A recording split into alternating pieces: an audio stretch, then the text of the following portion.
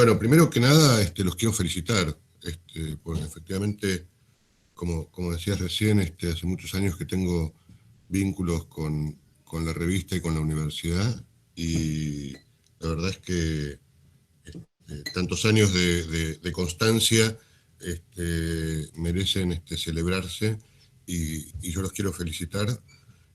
Incluso agregarles un dato, y es que en muchos casos eh, estudiantes míos, becarios de doctorado, a veces publicaron sus primeros artículos en ciencia, docencia y tecnología. Y yo creo que ese es un papel importante. Jóvenes que veían esta revista como una posibilidad de hacer sus primeras, de la primera difusión de sus trabajos, algunos de los cuales fueron convirtiéndose con estos años en investigadores conocidos, ¿no? Y entonces uno debería pensar que esa también puede ser una función de abrir a distintos tipos de autores en distintos momentos de su carrera. Y así como se abre a distintos lectores, también se abre a distintos autores. También la verdad es que tendría ganas, después de las intervenciones de la mesa y de los comentarios de Karina, hacer algunos comentarios sobre esta dinámica de las publicaciones en ciencias sociales en Argentina y América Latina en general, pero entiendo que como eso lo va a abordar Eduardo dentro de un rato, me voy a ceñir a lo que me pidieron. Pero quiero dejar sentada ahí la tentación que me produjo discutir un poco acerca de la dinámica de las publicaciones en relación con una dinámica mayor, que son los cambios que se han ido operando en la producción de conocimiento y la publicación como una instancia de esa producción de conocimiento en los últimos años, que me parece que están en un debate que está en ebullición en estos últimos tiempos y que me parece muy, muy rico. Pero bueno, eso será para otra vez, así que ahora les voy a presentar. Cambié ligeramente el título, que ahora lo van a ver si logro compartirles la pantalla. A ver.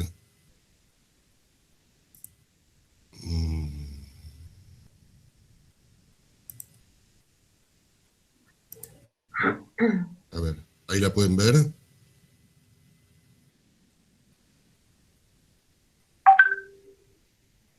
Sí, se ve.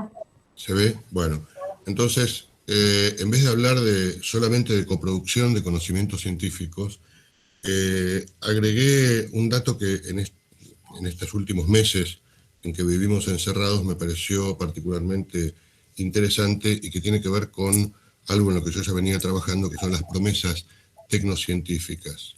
Y relacionar eso con otras tres cuestiones. La primera es estas promesas en términos que pueden ser analizadas en términos de coproducción de conocimientos.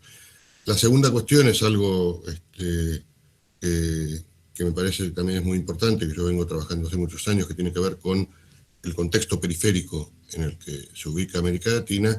Y la tercera cuestión es los cambios muy acelerados que está viviendo la ciencia en términos de la dinámica de las disciplinas, cómo van complejizándose el universo de las disciplinas, y eso, lejos de ser una cuestión natural, reorganiza, rearticula todo las disciplinas, los campos disciplinarios finalmente organizan, formatean nuestro modo de comprender el mundo. Nos guste o no nos guste, estos compartimentos disciplinarios nos siguen formateando aún hoy. Entonces, antes de comenzar, hagamos un breve ejercicio de memoria, ¿no? ¿Cuántas promesas leímos en los medios masivos de comunicación desde que estalló la epidemia de COVID a comienzos de este año? ¿No? Y hago una muy rápida lista de memoria.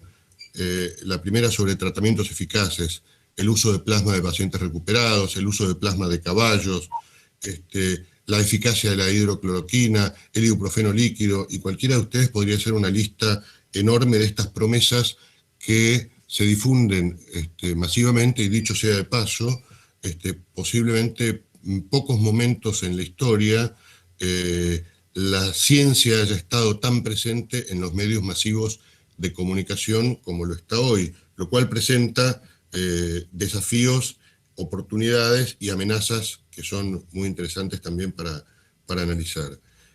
También vimos promesas sobre prácticas preventivas, la más reciente, hace un par de semanas, sobre el uso de la vitamina D, la identificación de las cepas del virus y de sus mutaciones, y por supuesto la estrella de las promesas, que es la vacuna. Incluso esta mañana hubo una comunicación acerca de que la vacuna de Pfizer es eficaz en un 90%. Entonces, todas estas promesas tecnocientíficas merecen ser analizadas por todo lo que muestran y por todo lo que ocultan. Yo como punto de partida voy a tomar un caso que conozco bien. Me gustaría discutir más sobre la actual pandemia, pero en mi experiencia como sociólogo creo que es mejor que las cuestiones decanten un poco para tener cierta perspectiva y entonces poder analizarlas con todas las dimensiones que juegan allí. Entonces voy a tomar algo que conozco mucho mejor y que trabajé durante muchos años, que es la enfermedad de Chagas, a la que yo considero, así como los biólogos trabajan con organismos modelos, como la mosca de la fruta, o los ratones, o las plantas Arabidopsis, o las que fuere, los sociólogos también tenemos algunos organismos modelo, y yo me di cuenta hace algunos años que para mí la enfermedad de Chagas, así como otros objetos, podían funcionar como un organismo modelo, es decir, no por lo que el organismo dice, sino por aquello que ese organismo nos permite mostrar, dinámicas, relaciones y demás. Entonces, veamos muy rápido esta primera promesa, ¿no? El título es, a ver si puedo sacar, ahí está. Problema temprano, promesa temprana. Y fíjense, esta es una carta que le escribe Carlos Chagas, el inventor de la enfermedad, trabajando en el Instituto Osvaldo Cruz de Río de Janeiro, hace prácticamente 100 años, a Salvador Massa. Y le dice, hay un designio nefasto en el estudio de la tripanosomiasis, que es la enfermedad de Chagas.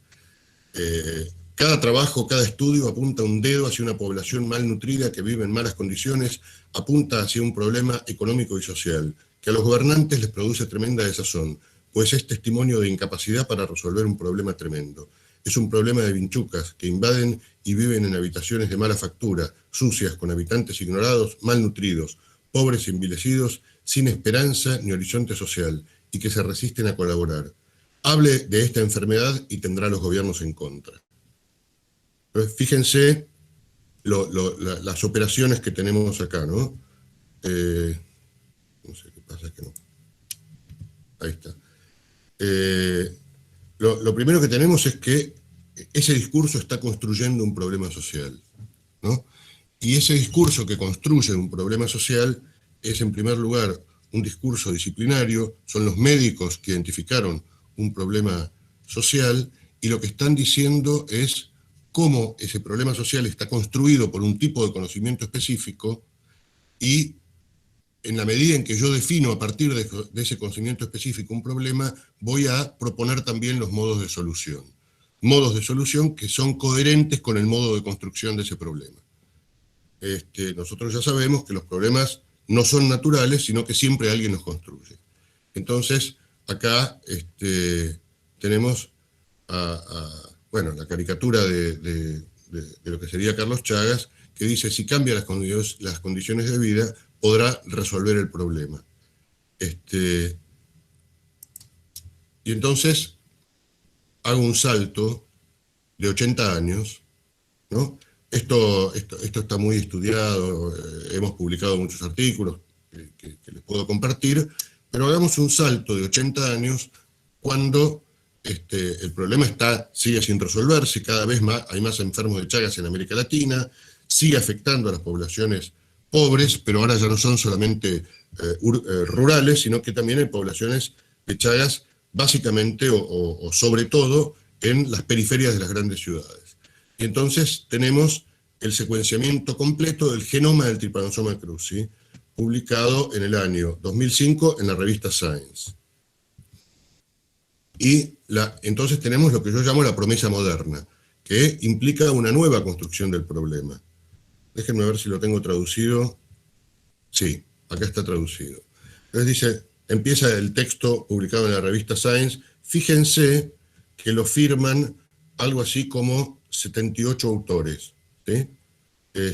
Esto también nos está marcando cómo desde ese tipo solo individual con sus 2 o 3 ayudantes, contemporáneo de personajes como Usai en los años 20 del siglo pasado, pasamos a estos megagrupos de paper firmado por 80 personas localizadas en distintos países y trabajando en una red compleja. Entonces, lo que nos dice la promesa moderna es el Trypanosoma cruzi causa la enfermedad de Chagas en humanos. La infección aguda puede ser letal, pero la enfermedad generalmente evoluciona en una etapa crónica, bla, bla, bla, acompañada de bla, bla, bla. Se estima que entre 16 y 18 millones de personas están infectadas, principalmente en América Central y del Sur, con 21.000 muertes reportadas cada año. El Trypanosoma cruzi normalmente se transmite por insectos a través de las heces del vector, bla, bla, bla, la picadura. Fíjense, la última parte es la importante. Los intentos por desarrollar vacunas para enfermedades parasitarias han sido inútiles y existe una falta crítica de métodos de diagnóstico y de tratamiento. Bueno, acá tenemos otra parte de la promesa moderna, que es el final de este artículo que les mencionaba, en donde la clave está acá, ¿no? La replicación del DNA, a ver si está también traducido. Sí, aquí lo tengo traducido. Entonces termina con las implicaciones para terapias novedosas. La elucidación de las vías críticas para la reparación del ADN, la replicación del ADN y la meiosis y la identificación de numerosas proteínas, quinasas y fosfatasas obtenidas mediante análisis de los genomas de TRITIP prometen proporcionar nuevos objetivos farmacológicos. Y al final, bueno, las diferencias con la maquinaria eucariota típica, bla, bla, bla, la elucidación del repertorio completo de los sitios del Trypanosoma cruzi activos deberían ayudar de manera crucial en esta tarea. ¿Sí? La tarea es, vamos a encontrar nuevas drogas para curar la enfermedad de Chagas. Entonces, ¿qué nos dice la promesa moderna? En primer lugar, nos dice que no es un problema de pobreza y que eventualmente, si lo fuera, nosotros no podemos resolverlo o no vale la pena intentarlo, ¿no? Contrastemos con lo que decían 80 años antes estos médicos que mencionábamos.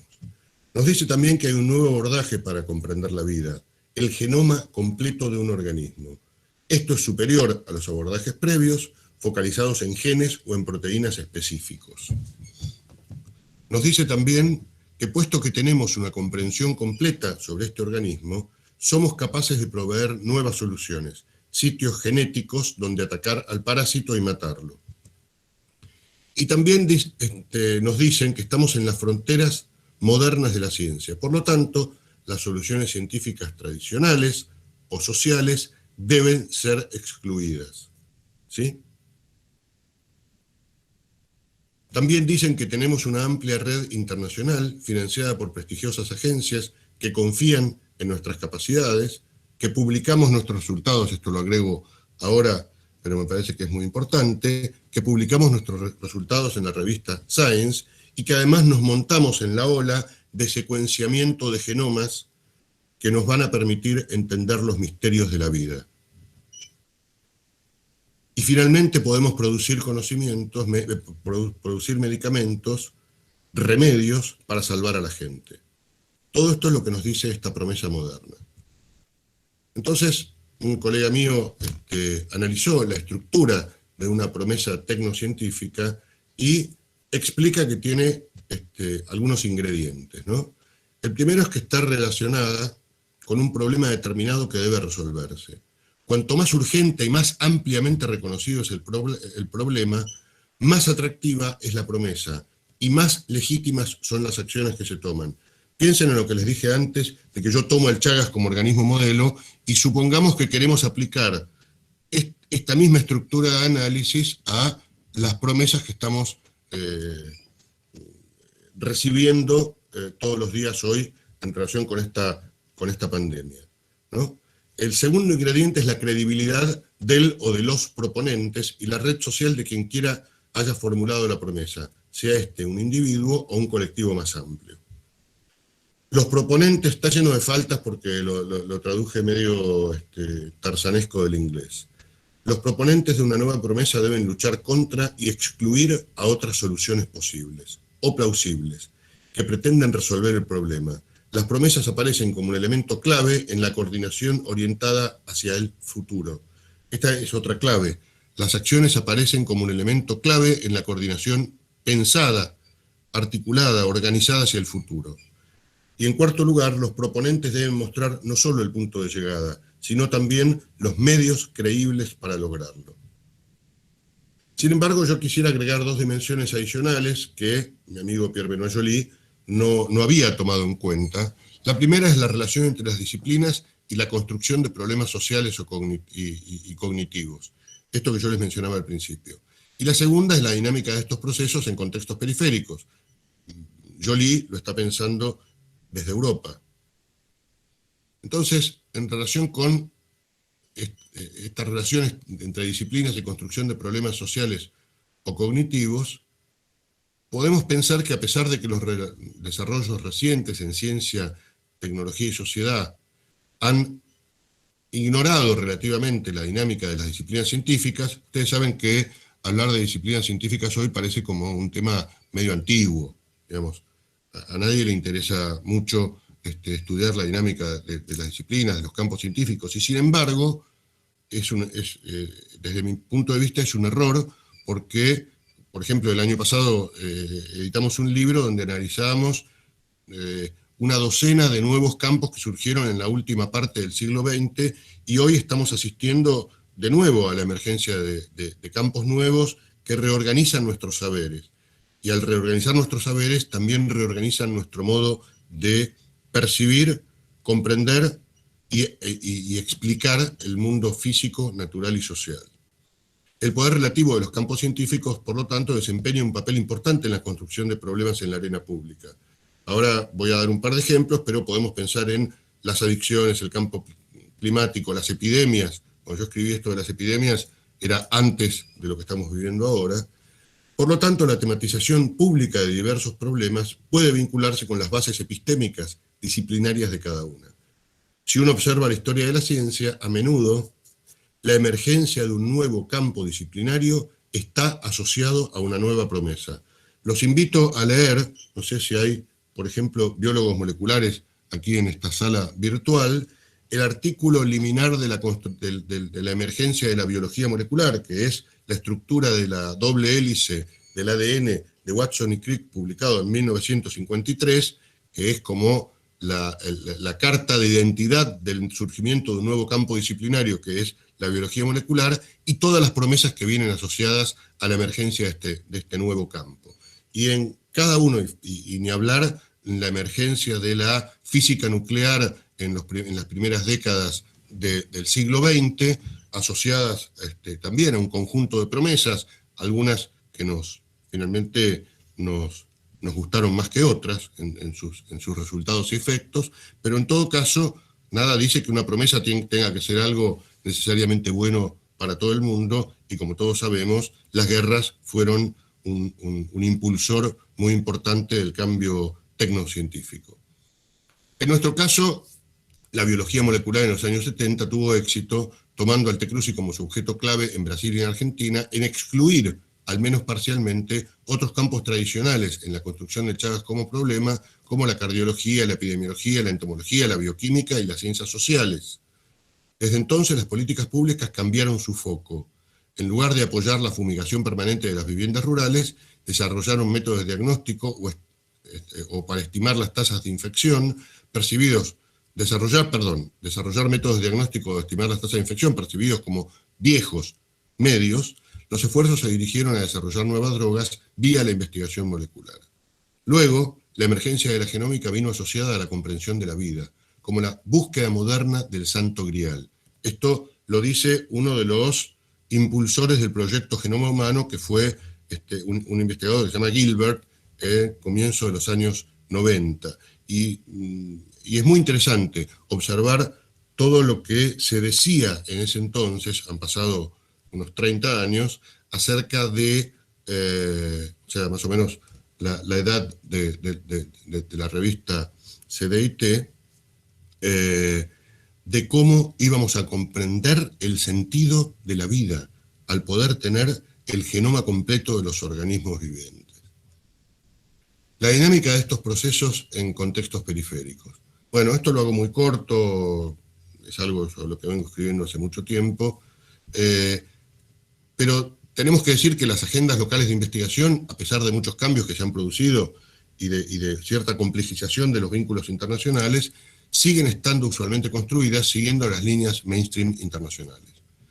Y esto, algunos recientemente intentan aplanar las asimetrías, y la verdad es que las asimetrías siguen vivitas y coleando. Los científicos de élite en los contextos periféricos están integrados en redes internacionales donde tienen una posición relativamente marginal para orientar o imponer sus líneas de investigación. Las capacidades para industrializar ese conocimiento son, en estos países, tradicionalmente débiles. También en las experiencias actuales de estos últimos meses podemos observar eso.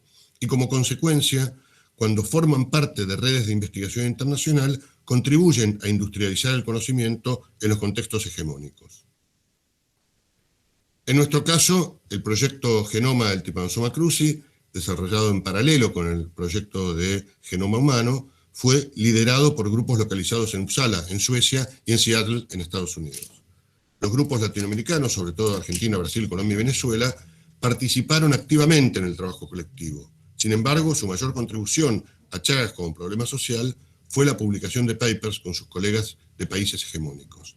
20 años después de la promesa moderna del proyecto Genoma del Trypanosoma cruzi, surgió una nueva controversia sobre el modo legítimo para abordar el problema, desafiando a la genómica como una vieja promesa. Fíjense que ya las fechas de caducidad se van acelerando, ¿sí? Si la bioquímica que empezó Leluar en los años 20 duró 80 años, ya ahora la vigencia de los campos empieza a acelerarse mucho más. Una nueva promesa más moderna emergió como la nanoinvestigación sobre nuevas drogas, nanocompuestos, o nanovectores o nanotransmisores, el control de insectos gracias a los nuevos métodos satelitales y de GPS, etc. Entonces estos nuevos campos disciplinarios surgen una vez más y nos dicen que todos seremos viejos algún día. Conclusión. Las promesas tecnocientíficas en contextos periféricos tienden a ocultar la condición periférica de la investigación científica local y el carácter parcial y normalmente cargado de interés, lo cual incluye las relaciones subordinadas con los centros hegemónicos y las agencias de financiamiento, las débiles capacidades para industrializar el conocimiento producido localmente, los medios materiales para vincular las promesas presentes con los logros del futuro, lo que implica cierta forma de pensamiento mágico, y la dinámica de los campos de investigación y la utilidad del conocimiento. Cuanto más prestigioso sea el campo científico, más útil será considerado ese conocimiento. Creo que estoy en mi tiempo, así que termino aquí. Muchas gracias. Voy a leer una pregunta para Pablo Kramer acerca si cree que una posibilidad de salir de esta subordinación de la ciencia periférica puede ser una articulación entre científicos de países subdesarrollados por fuera de los países dominantes en la producción del conocimiento. Es decir, generar vínculos entre países latinoamericanos en torno a problemáticas locales.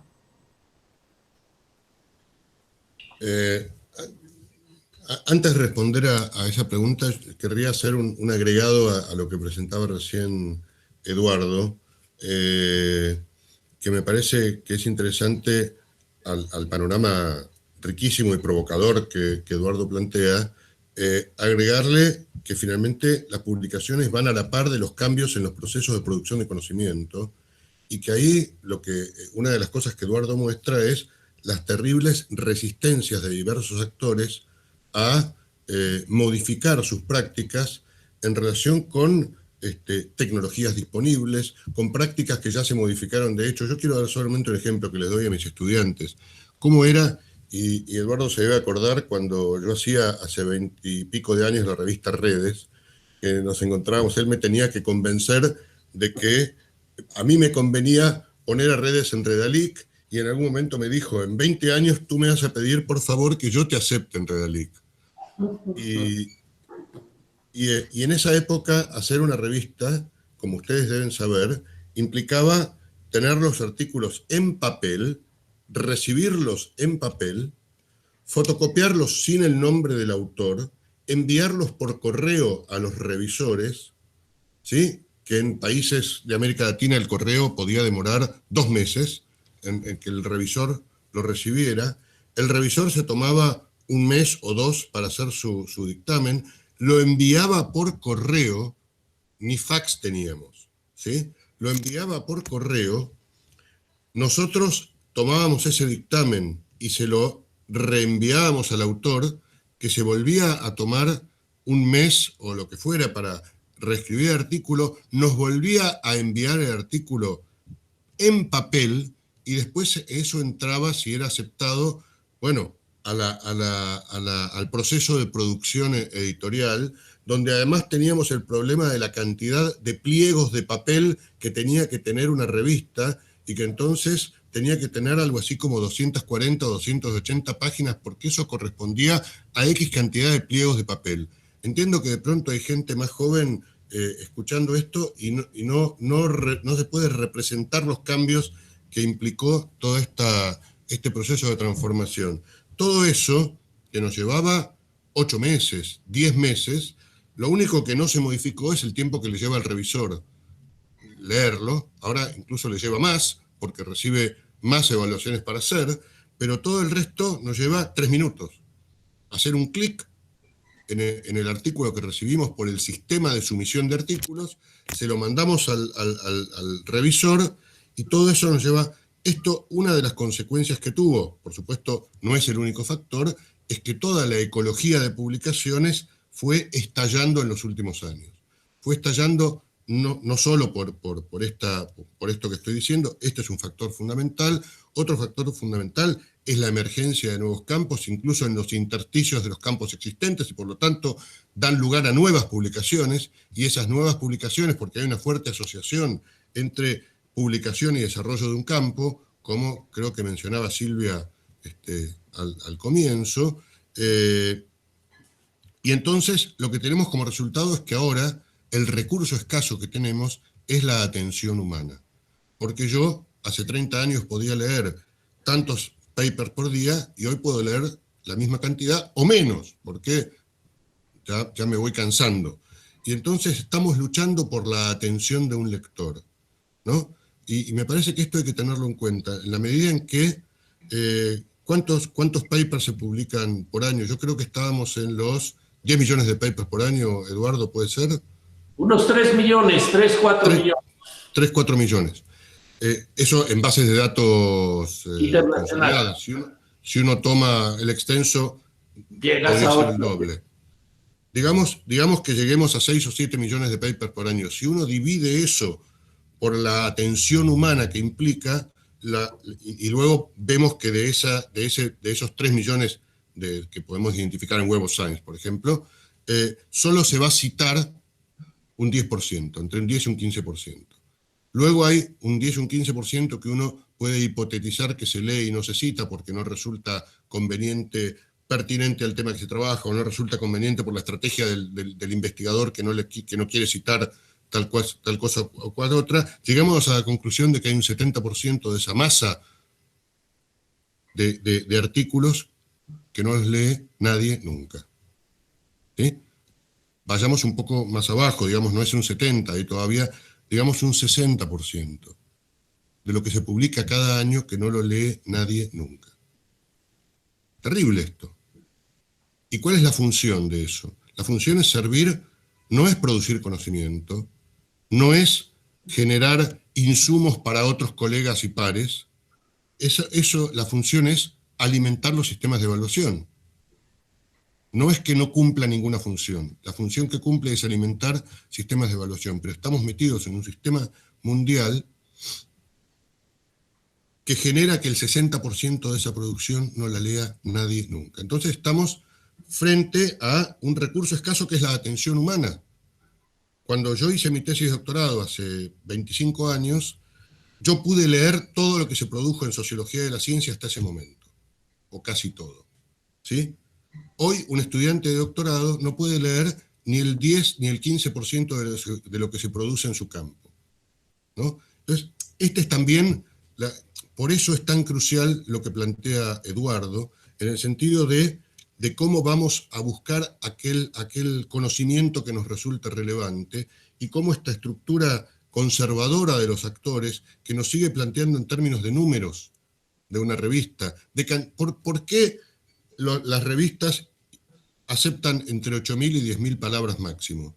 Si en el sistema digital da igual que tenga 20.000 palabras, ¿qué me importa a mí que tenga 20.000 palabras? Si además yo puedo ir a buscar con palabras claves en el HTML o en el soporte que fuere, ahí donde discute la idea que a mí me interesa, porque la otra consecuencia es que los artículos ya no se leen enteros.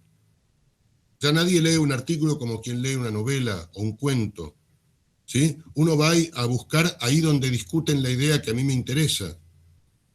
Entonces, todavía en ciencias sociales, las referencias más importantes aún hoy siguen siendo libros y no artículos, ¿sí? Si ustedes toman un campo particular y tomen el que quieran, yo lo hice con el mío, que es el de los estudios sociales de la ciencia, dentro de los 10 textos más citados, 6 son libros, y entre 6 y 7 diría, son libros, ¿no? Uno tiene ahí Laboratory Life de Bruno Latour, y bueno, por supuesto el primero es La estructura de las revoluciones científicas de Kuhn, y son libros. Entonces, bueno, esto quería decirlo porque me parece que era importante. Ahora, yendo a la pregunta que me hacían, mi respuesta es, yo no creo que haya una sola estrategia. Digamos, la dificultad de pensar entonces la estrategia es esta, yo diría, no, las estrategias son múltiples porque los objetivos son múltiples. Uno de los objetivos, por ejemplo, es el de poder trabajar junto con colegas de los países hegemónicos para poder generar intercambios y que voy a dar el ejemplo más concreto de las ciencias sociales. Estamos haciendo un trabajo ahora con unos colegas donde observamos que en las revistas que uno podría llamar mainstream de un campo, predominan cuando participan autores latinoamericanos estudios empíricos, ¿sí? Estudios empíricos de caso que tienen que justificar la relevancia de ese caso, ¿sí? Yo hace muchos años había escrito que cuando Bourdieu escribió Las reglas del arte, dice que habla de la génesis del campo literario, pero no dice que habla de la génesis del campo literario en Francia, ni que se va a centrar en... Él dice la génesis del campo literario, porque la génesis del campo literario en Francia es la génesis del campo literario en el mundo, y todo el mundo lo entiende así.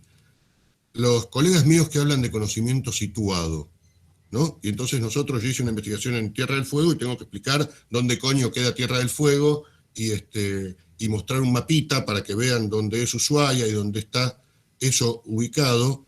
Cuando Bruno Latour escribe sobre California, en todo el libro la palabra California no aparece, porque cuando él dice La Joya y que va a hacer su investigación sobre ese laboratorio, todo el resto del mundo tiene que entender que ese es un espacio situado pero central. En cambio, entonces me parece que nosotros deberíamos discutir poder también hacer desarrollos teóricos. Esto creo que es un primer desafío en relación a la pregunta que me hacían. A partir de no solamente presentar el caso como el exotismo local, el exotismo del localismo, sino poder generar discusiones teóricas. Y que si, por ejemplo, hicimos una investigación sobre las estrategias de comunicación pública de la ciencia e investigador del CONICET hace 10 años, queremos comparar a ver qué resultados obtuvieron los colegas que hicieron un estudio similar en Inglaterra y en Francia, y entonces discutir también con ellos en términos conceptuales. ¿Hay diferencias por disciplina en cuanto a las estrategias de comunicación? Bueno, ¿cuáles son esas diferencias? ¿Cuáles son las habilidades que cada uno siente que tiene? Independiente, bueno, y después, obviamente, cruzar eso por la posición relativa en un sistema mundial. Entonces, por supuesto que es muy importante esto que dice la pregunta de generar vínculos con otras regiones no hegemónicas, para decirlo de alguna manera, o periféricas, ¿no?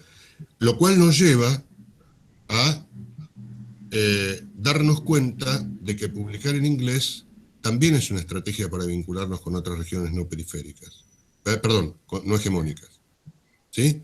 Quiero decir que, para provocar también, ¿no? Digamos, hay un conjunto de iniciativas para fortalecer las publicaciones en español, que yo saludo en la medida en que impliquen generar publicaciones que tengan la fortaleza y la continuidad del tiempo, como la revista de ustedes, pero descartar la posibilidad de publicar en inglés, porque eso implique inmediatamente una subordinación, nos impide conectarnos, por ejemplo, con colegas del sudeste asiático, de países africanos, de regiones periféricas de Europa, digamos, con lo cual, fíjense cómo la cosa es más compleja de lo que parece. Entonces, mi conclusión sería, no hay una sola estrategia. Yo creo que las estrategias tienen que ser múltiples, en la medida en que podamos también discutir distintos tipos de agenda. No hay una sola agenda. Ni siquiera en los países centrales hay una sola agenda. No hay un centro.